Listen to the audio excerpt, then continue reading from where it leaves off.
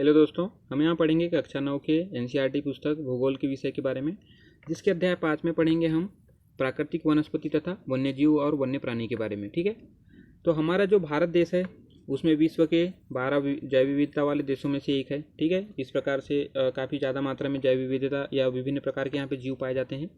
47,000 प्रकार की यहाँ पे पौधे पाए जाते हैं विभिन्न जातियों के, और इसी का वजह से विश्व में हम 10वें स्थान पे हैं और पूरे एशिया में हम चौथे स्थान पे हैं। ठीक है, भारत में अगर फूलों की प्रजाति देखें तो 15,000 फूलों की प्रजातियां हैं, जो कि विश्व का 6% है। और भी अन्य कई प्राणी हैं जिसके विविधता के जो कारण भी हैं यहाँ पे भारत में।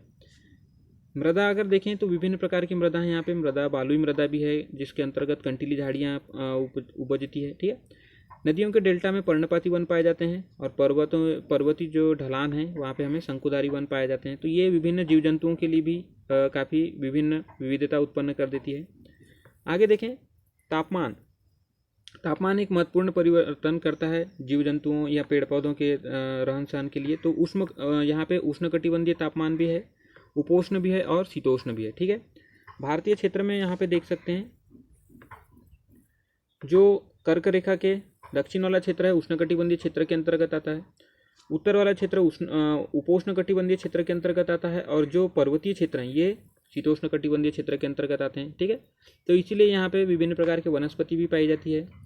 उष्ण कटिबंधीय वनस्पति में देखें तो जो कि औसत वार्षिक तापमान यहाँ पे 24 डिग्री सेल्सियस से अधिक रहता है। ठीक है, और जनवरी का तापमान 18 डिग्री सेल्सियस रहता है, और इसमें कोई पाला नहीं गिरता है। ठीक है, उष्ण कटिबंधीय में कोई पाला नहीं गिरता है इस क्षेत्र में। उपोष्ण क्षेत्र में देखें तो इसकी तो औसत वार्षिक तापमान 17 डिग्री से 24 डिग्री सेल्सियस के बीच में रहता है। जनवरी में इसका तापमान 10 से 18 डिग्री सेल्सियस, और यहाँ पे कभी पाला गिर जाता है। ठीक है, शीतोष्ण कटिबंध में देखें तो इसका जो औसत वार्षिक तापमान है 7 डिग्री से 17 डिग्री सेल्सियस तक रहता है। जनवरी में तापमान -1 से -10 डिग्री सेल्सियस रहता है। ठीक है, चूँकि ये ठंड वाला क्षेत्र है, यहाँ पे कभी पाला और कभी बर्फ़ गिर जाती है। अल्पाइन जो वनस्पति होती है, जो कि पेड़ों के ये पर्वतों के ऊपर पाई जाती है, तो यहाँ पे औसत वार्षिक तापमान 60 डिग्री से भी कम रहता है। ठीक है, काफ़ी ठंडा क्षेत्र होता है ये, और जनवरी में तो बहुत कम -1 डिग्री सेल्सियस से भी नीचे तापमान पहुँच जाता है। यहाँ पे कभी हमेशा बर्फ़ जमी रहती है। ठीक है, सूर्य का प्रकाश भी काफ़ी महत्वपूर्ण रोल प्ले करता है। ठीक है, तो जो सूर्य का प्रकाश है स्थान के अक्षांश और समुद्र तल से ऊंचाई एवं ऋतु पर निर्भर करता है। ठंड में कम सूर्य का प्रकाश प्राप्त होता है, जबकि गर्मी में ज़्यादा मात्रा में सूर्य का प्रकाश प्राप्त होता है। आगे देखें, वर्षा की मात्रा भी वनस्पति को प्रभावित करती है।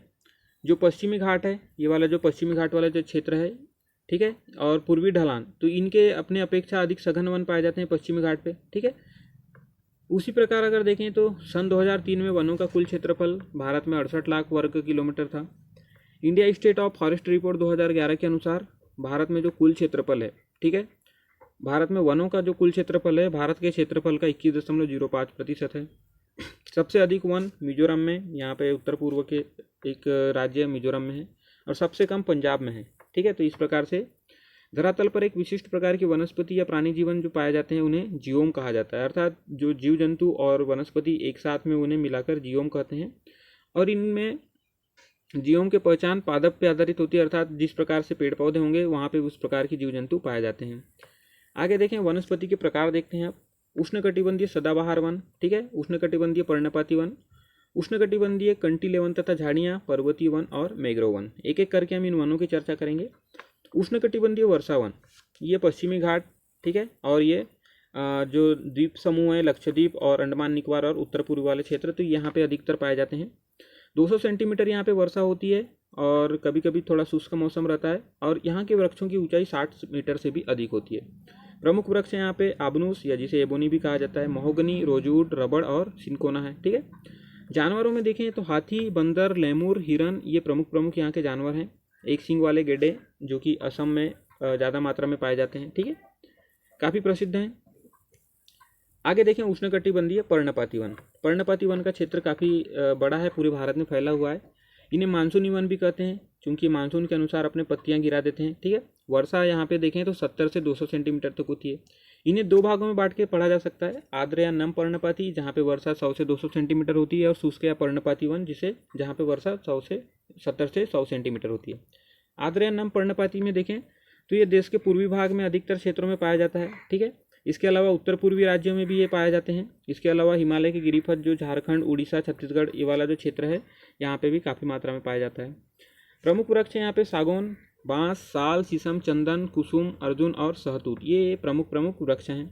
शुष्क पर्णपाती वन के अंतर्गत जहाँ पे बारिश 70 से 100 सेंटीमीटर के करीब होती है, यह प्रायद्वीपीय पठार आप पूरा क्षेत्र देख सकते हैं। इसके अलावा उत्तर प्रदेश और बिहार वाले क्षेत्र में भी ये वन पाए जाते हैं। वृक्ष प्रमुख रूप से यहाँ पे सागौन, साल, पीपल तथा नीम है, ठीक है। और जानवर देखें तो सिंह यहाँ पे जो गुजरात का गिर वाला क्षेत्र है यहाँ पे पाया जाता है। शेर भी यहीं पे पाया जाता है, सुअर, हिरन और हाथी, ठीक है। तो ये प्रमुख जंतु पाए जाते हैं।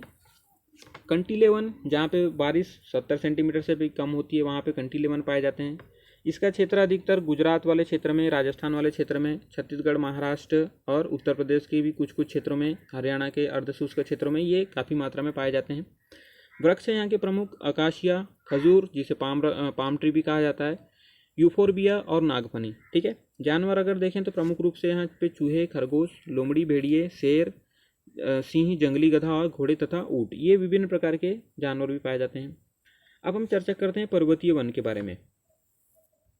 तो पर्वतीय वन जो होते हैं ये विभिन्न प्रकार की ऊंचाई में अलग अलग प्रकार की वनस्पति पाई जाती है। पर्वतीय वनों में 1000 से 2000 मीटर की ऊंचाई पे आर्द्र शीतोष्ण कटिबंधीय जो वनस्पति पाई जाती है, ठीक है, जिसके चौड़ी पत्ती वाले ओक तथा चेस्टनट वृक्ष यहाँ पे पाए जाते हैं।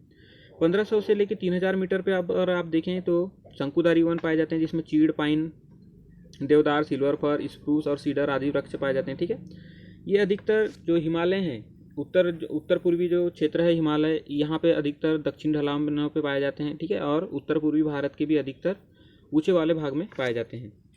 अधिक ऊंचाई पर देखें तो 3600 मीटर अगर यहाँ पे मान लें सबसे ऊंचे क्षेत्र में अगर देखें तो शीतोष्ण कटिबंधीय वन पाए जाते हैं, जहाँ पे बर्फबारी भी होती रहती है कभी कभी, और मैदान का स्थान अल्पाइन वनस्पति ले लेती है, ठीक है। यहाँ पे छोटी छोटी वनस्पतियाँ पाई जाती है, जिसमें सिल्वर फर, जूनिपर, पाइन और बर्च प्रमुख वृक्ष आते हैं। और अधिक ऊंचाई पर अगर जाएं, जो कि सर्वाधिक ऊंचा स्थान होता है किसी भी पर्वत का वहाँ पे हमें मांस, लीचन, घास और टुंड्रा वनस्पति मिलेगी, ठीक है। तो यहाँ पे पेड़ों का अभाव रहता है, यहाँ पे मांस और लाइकेन नाम जैसे छोटे छोटे वनस्पति उपस्थित है। यहाँ के अगर जीव जंतु की बात करें तो कश्मीरी महामृग, चीतरा हिरन, जंगली भेड़, खरगोश, तिब्बती बारहसिंगा, याक, हिम, तेंदुआ, गिलहरी, रीछ, आइबैक्स ये सारी चीज़ें, और कहीं कहीं पे अगर देखें नेपाल और पश्चिम बंगाल वाले क्षेत्र में तो लाल पांडा ये भी पाए जाते हैं, ठीक है। जो भेड़ और बकरियां हैं ये जम्मू कश्मीर वाले क्षेत्र में अधिकतर ये पाए जाते हैं, जो कि हिमालय पर्वत वाले श्रेणी में पाले जाते हैं। आगे देखें, अब आते हैं मैंग्रोव वन। ये तटीय वन होते हैं, तटवर्ती क्षेत्र जहाँ पे ज्वार भाटा अधिकतर आ जाते हैं, जैसे पश्चिम बंगाल वाला क्षेत्र तटवर्ती क्षेत्र हो गया, यहाँ पे कृष्णा गोदावरी डेल्टा वाला जो क्षेत्र हो गया, ठीक है। तो यहाँ पे ये मैंग्रोव वन पाए जाते हैं। इनकी जो जड़ें हैं हमेशा पानी में डूबी रहती है, और समुद्र के पानी जैसे कि आपको पता है खारा भी होता है, परंतु ये खारे पानी में भी ये जीवित रहती है, ठीक है। जो गंगा ब्रह्मपुत्र का यहाँ पे बेसिन है, ठीक है, यहाँ पे जो डेल्टा का निर्माण करती है। महानदी और गोदावरी, कृष्णा तथा कावेरी नदी ये जब अपनी डेल्टा बनाती है तो यहाँ पे जो मैंग्रोव वनस्पति है काफ़ी ज़्यादा मात्रा में उपस्थित है। जो ब्रह्मपुत्र और गंगा नदी का ये जो डेल्टा है यहाँ पे सुंदरी नामक वृक्ष पाया जाता है, इसलिए इसे सुंदरबन का डेल्टा भी कहते हैं, ठीक है। और भी अगर पेड़ देखें यहाँ पे तो नारियल, ताड़, केवड़ा व इंगोर ये इन सभी चीज़ों के वृक्ष पाए जाते हैं। प्रमुख जीव यहाँ पे सुंदरबन वाले क्षेत्र में रॉयल बंगाल टाइगर, कछुए और मगरमच्छ और घड़ियाल ये सारी चीज़ें जीव जंतु पाई जाती है। अब भारत में वन्य प्राणी देखें तो भारत में वन्य प्राणी की 90,000 प्रजातियां हैं, जिसमें से 2000 से तो अधिक पक्षी प्रजाति है, और यह विश्व का लगभग 13% है। पूरे विश्व में अगर पक्षियों की जाति देखें तो 13% केवल भारत में निवास करती है, ठीक है। मछली की भी भारत में 2546 प्रजातियाँ हैं, यह केवल कुल विश्व का 12% है। विश्व का लगभग 5 से 8% जो सरीसृप, उभयचर या स्तनधारी प्राणी हैं वो भी भारत में निवास करते हैं। स्तनधारी में हाथी जो है महत्वपूर्ण है, ठीक है। ये असम वाले जो क्षेत्र हैं, कर्नाटक वाला जो क्षेत्र है, और केरल का उष्ण और आर्द्र वन जो होते हैं जहाँ पे काफ़ी ज़्यादा घने वन पाए जाते हैं, तो ये हाथी यहाँ पे पाए जाते हैं।